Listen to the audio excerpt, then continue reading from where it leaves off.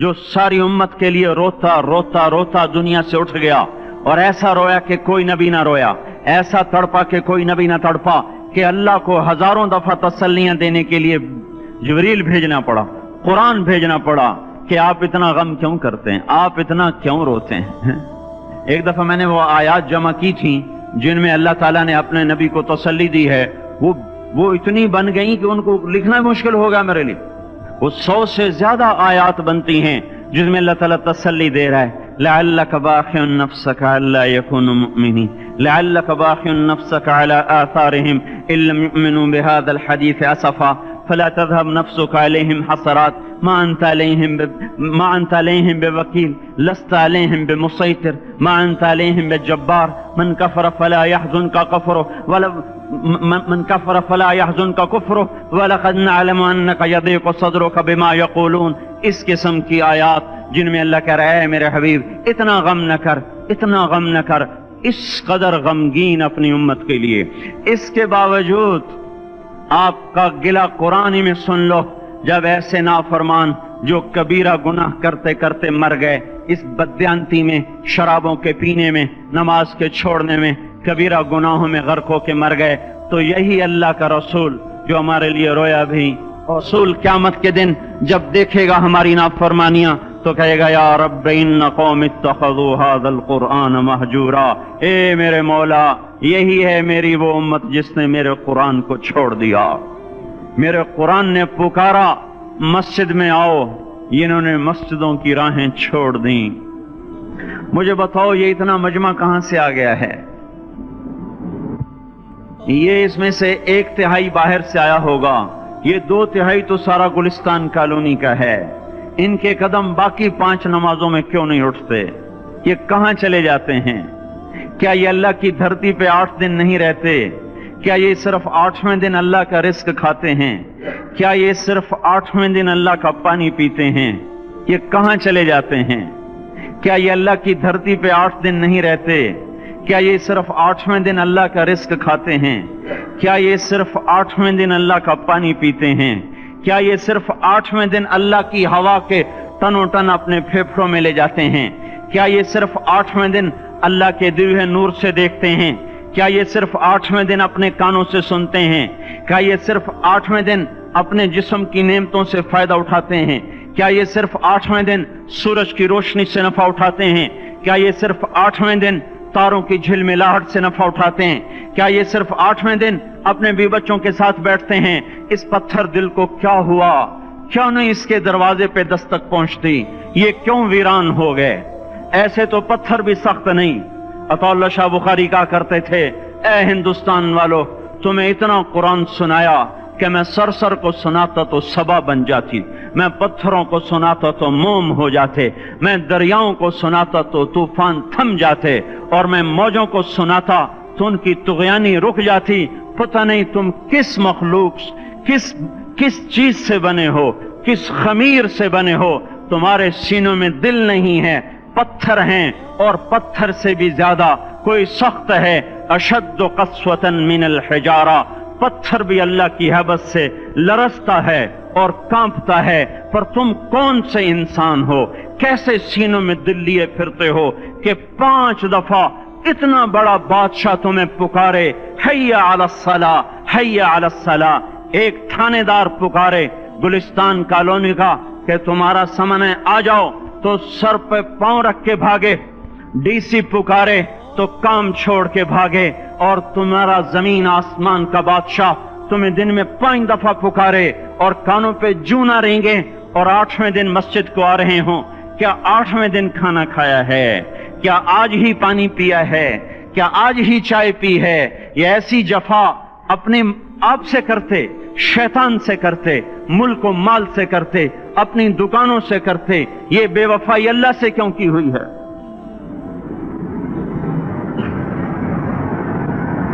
जिस जमीन पे सजदा ना अदा हो, इससे बड़ा भी कोई जुर्म है?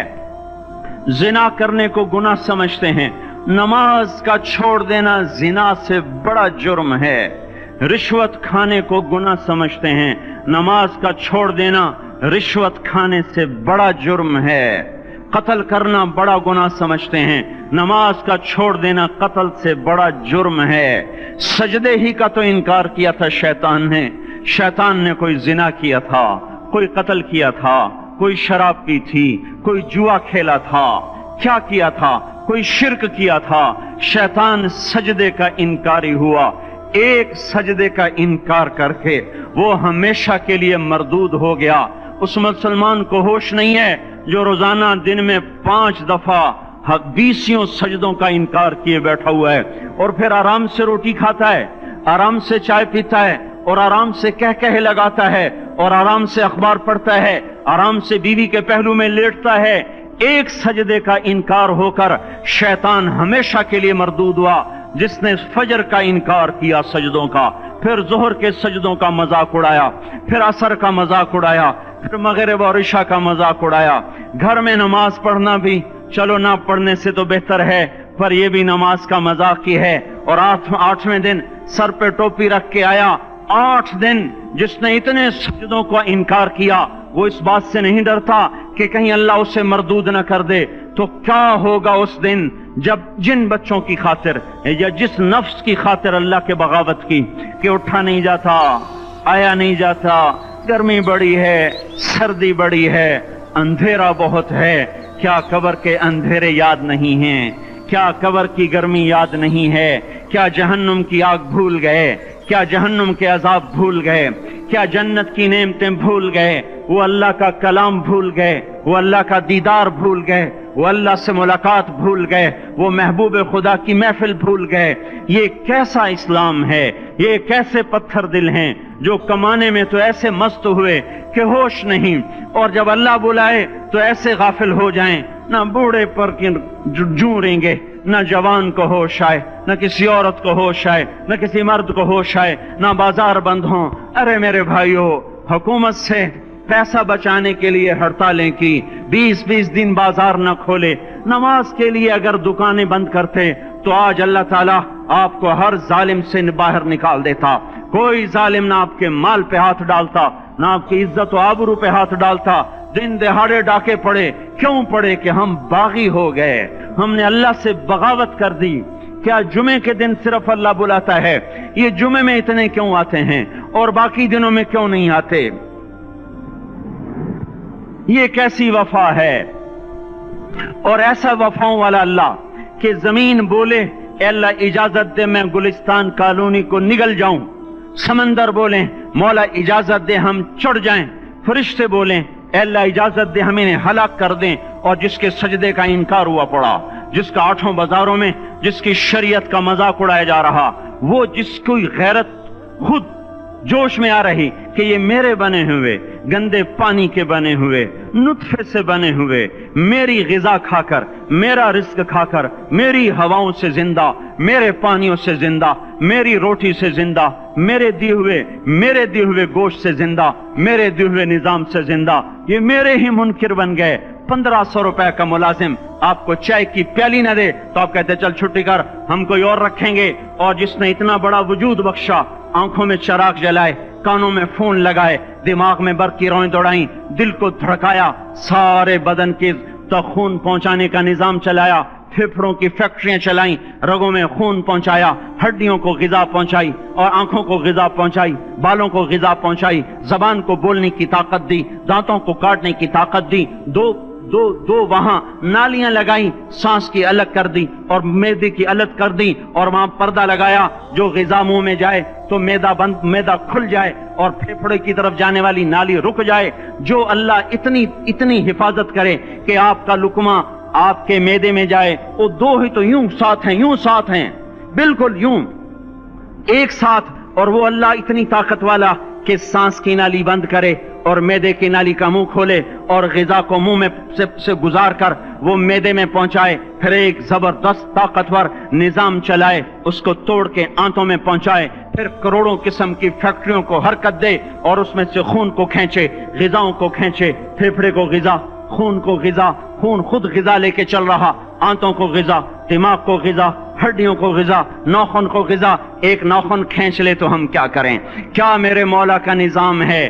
یہ ہمارا قبرستان ہے، مردہ سیل باہر نکل رہے اور ناخن کی شکل میں باہر آ رہے، پھر آگے جا کے اور سخت ہو رہے، تھوڑا سا ناخن زیادہ کٹ گیا، سارا دن سی سی کرتا ہے، سارا دن ہائے ہائے کرتا ہے، یہی ناخن میرا رب کھینچ لے تو ہم تو ایک ناخن کا شکر ادا نہیں کر سکتے، یہ جوڑ بنا دیے سیدھا کر دے تو ہم اسی کا شکر ادا نہیں کر سکتے۔ میرے بھائیو، یہ سب کچھ کر کے پھر ہم اللہ کے باغی ہو جائیں، ہے کوئی عقل میں آنے والی بات؟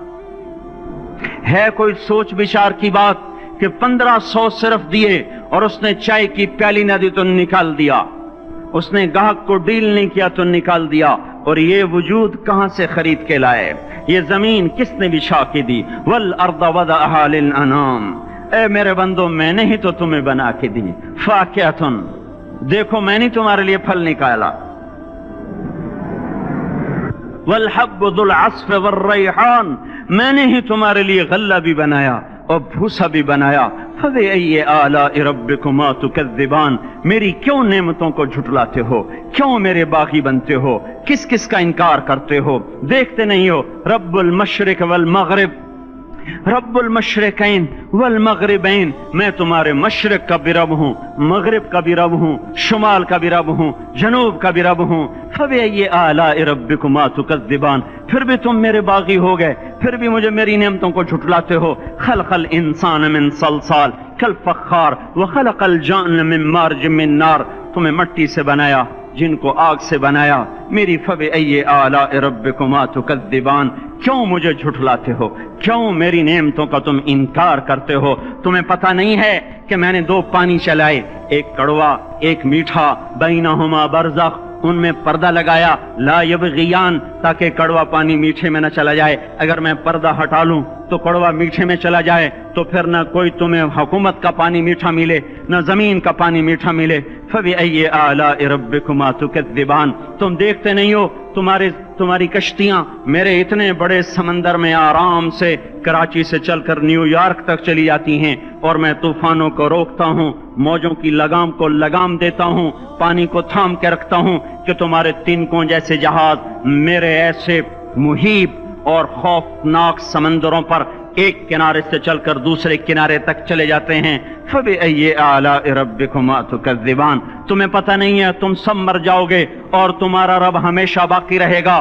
فَبِأَيِّ آلَاءِ رَبِّكُمَا تُكَذِّبَانِ، تمہیں پتہ نہیں ہے کہ ہر روز اس کی شان جدا ہے، كُلَّ يَوْمٍ هُوَ فِي شَأْنٍ فَبِأَيِّ آلَاءِ رَبِّكُمَا تُكَذِّبَانِ، نہیں سنتے ہو؟